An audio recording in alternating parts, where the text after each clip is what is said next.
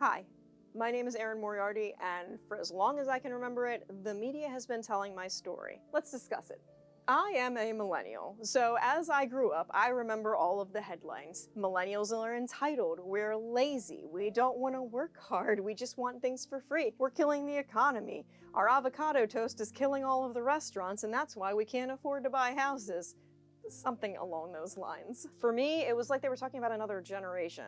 And in fact, I think most millennials will agree that what the news says about the millennials and what the millennials are actually doing seldom are in any way related at all. So of course, the millennials are in the news again, and once more, they are telling my story. We are quitting in droves. It is the Great Resignation. Since I'm both participating in the Great Resignation and I'm starting a YouTube channel, this is like the first time that I've ever got to tell my story, so here we go.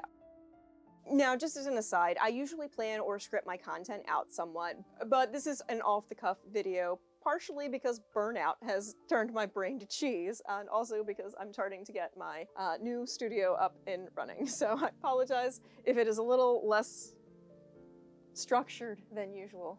So before we get started, I am not unaware of the potential that this video has to get out of my unique little circle. In fact, that is my hope, that it gets outside of my circle. So I want to give a little bit of background information about myself, just for those people who don't know me yet. When I was a little kid, my parents did not make a lot of money. Like when my parents first got started out, they were living in a trailer park. Throughout the years as I aged, my dad managed to move up in the world. He got a better income. We moved into a more comfortable middle-class life, and I got to go to a private school. But as my dad started to move up in the world, things started getting more difficult for me academically, even though I had been transferred into a private school. We would later find out that I have ADHD, and back in the 90s, ADHD was not really well known or well handled. It was just, take this pill and do better in school. So it helped, but it didn't help in the way I would have liked it. So while a lot of my peers went off to college, I dropped out of college a few times and then realized I would really need to work my way into the work world. I started out in retail sales, doing computer sales and computer accessory sales, and then gradually moved into IT because that's what my dad did. Ironically, as a kid, I had never wanted to go into IT. I went into it because I thought it was going to give me money that I could then use to do the things that I love on the weekends. If you are currently getting ready to choose a career based on the promise of your weekends, I would rethink that, is just my advice. Back to the story, though. I did retail in-home tech support for a while, which was a good way to transition over. And for a while I did think like, hey, like you don't really need college. You can start out and you can go from retail into a desk job and such. Hey, maybe this American dream shit actually works, right? Spoiler alert, it really doesn't. As I got older, I started having medical issues, and sure, medical issues and my ADHD are definitely part contributing factors to things that have made my career more difficult and my resignation more necessary, but these problems aren't unique to me or disability or neurodivergency. These problems are just hitting me first because I'm sort of the weakest link in the system. I always tell people that disabled people are kind of like your canary in the coal mines. When we start like saying, hey, things around here are gonna get bad, you should listen to us. We have experience. We know. I'm not breaking from situations that wouldn't harm a healthy person. I'm breaking from situations just earlier than a healthier person. Which I guess brings me to my point, why I'm quitting my job. I have ehlers danlos syndrome, and my collagen is defective. Collagen makes up about 90% of all of the soft tissue in your body. So basically, imagine anything that is soft tissue in your body, and I probably have at least a little bit of a problem with it. For several years, with several companies, I have followed a very specific pattern. I get a job, I do really well initially, and because I do so well, they pour more and more responsibilities onto my plate. And then I can't be promoted because I'm too important, or the alternate responsibilities that they have assigned to me have been taking up more time than my actual job. And then they start penalizing me for poor performance. And I get it. People are going to make this out to be a me thing for a number of reasons in the comments, but But society in America is founded around basing individuals for the problems democracy and capitalism themselves have created, which is aggravating. I keep working harder and harder because my employer keeps giving me more and more work to do. I know you all have been in this position before. You will start for a company and your responsibility will be write 50 emails a day, and then after 6 months it'll be write 80, and then it'll be write 150, and then write 200. But yet your income does not increase upon those same standards. I work myself so hard that I burn out and then I end up on disability. I fight with a disability company for a couple of months and they may give me money, but the moment I am even the slightest bit healthy enough to go back to work, they expect me to go back to work only to crash and burn physically in a year or 3. And I get it, the rate at which I'm burning out is unusually quick because of my disability, but talking to my doctors, the rate at which neurotypical able-bodied people are ending up burned out, having memory issues, having sleep issues, having irritability, just not being able to get up, people that are bedbound who were otherwise able to function, and obviously, sure, some of it's COVID related, a lot of it's long COVID, but there's tons of people involved that are burned out from their career. I don't think Americans know just how burned out they are. I've been reading studies about focus because I've had this idea in my head that people are just supposed to be able to focus for 8 hours a day, and that was like a normal thing. And the best studies are saying that people can do like 5 hours of sustained heavy focus a day. And more average studies, like that's lab studies, like in a lab where there's no distractions. Studies that take place in an office place are saying like 3 hours. So why am I intensely focusing for my career 8 hours a day? If you exceed the amount that your body is able to focus, you are going to burn out and you are going to break. A lot of times people think that physical maladies are more important or justified, or they're not like a great excuse, but at least they're a little bit of an excuse, than mental illness or exhaustion or things like that. And genuinely, protect your mind, because my experience is not just forgetting what day it is, where I'm supposed to be, what I'm supposed to be doing. I'm getting words confused with one another. I'm forgetting where I can't retrace my steps. I have a hard time. I will sometimes be in the middle of a sentence that I am saying when I am recording or just talking to a person, and I will forget my sentence. These aren't things that happen to me occasionally. These are things that happen to me regularly, frequently. And it blows my mind. And it aggravates me when I see all of this grind culture, hustle culture, just push through the pain, just keep going. Pain exists for a reason. Exhaustion, sleep, like you need sleep. Your brain actually benefits from downtime. The number of problems that I have worked on all day at work, and then the second I closed my eyes for a few seconds, I figured them out because my brain had had a few seconds rest and a few seconds focus on something else. We seem to view productivity as in something that only involves profit or the pursuit of profit or the facilitation of profit. And if it's just a hobby that we do for fun, or if it's laying down, or if it's sleeping, or if it's like laying in the grass and looking at the sky, we see that as unproductive time. We view people who need that time as lazy.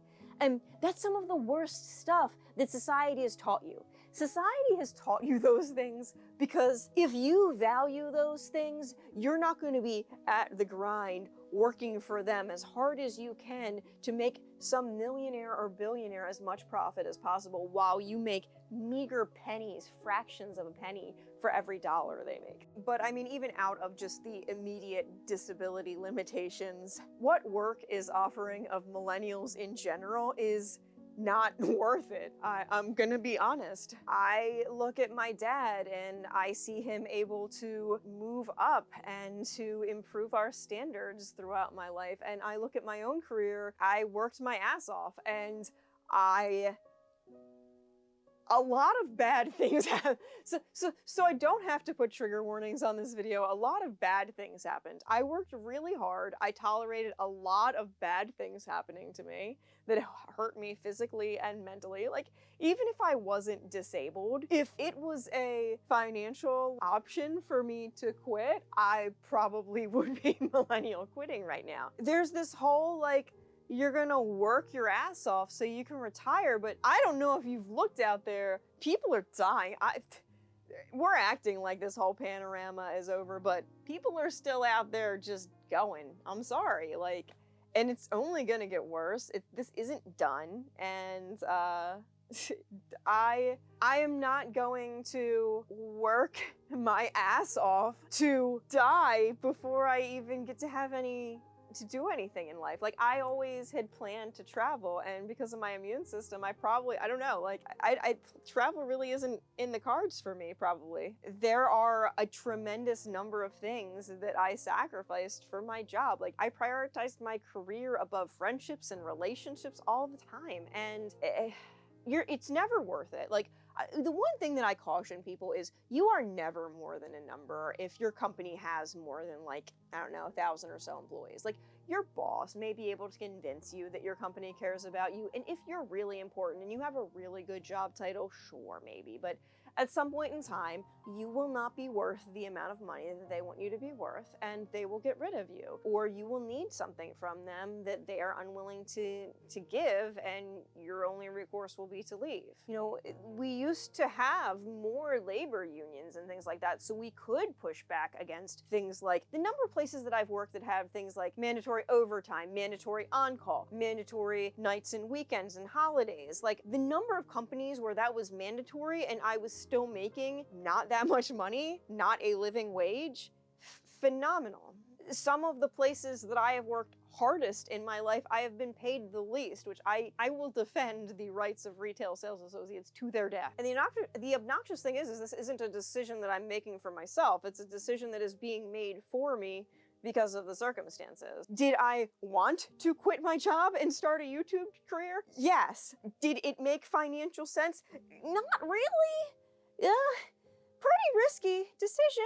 One that I really wouldn't like to make under duress. And, like, that's the other thing. I know people that I read stories about people taking sabbaticals. Like, I feel like if you work for a company for, you know, a while, you should be able to take a sabbatical. This idea of the amount of time off that we get is ridiculous. And, like, I think the most obnoxious thing is that bosses and managers in society will tell you, everyone else is doing this, why aren't you? They're not. No, everyone else isn't doing this.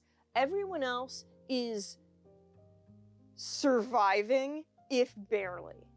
Most people are treading water to get by. Most adults that you meet are anxious messes, and they are just hiding it really well.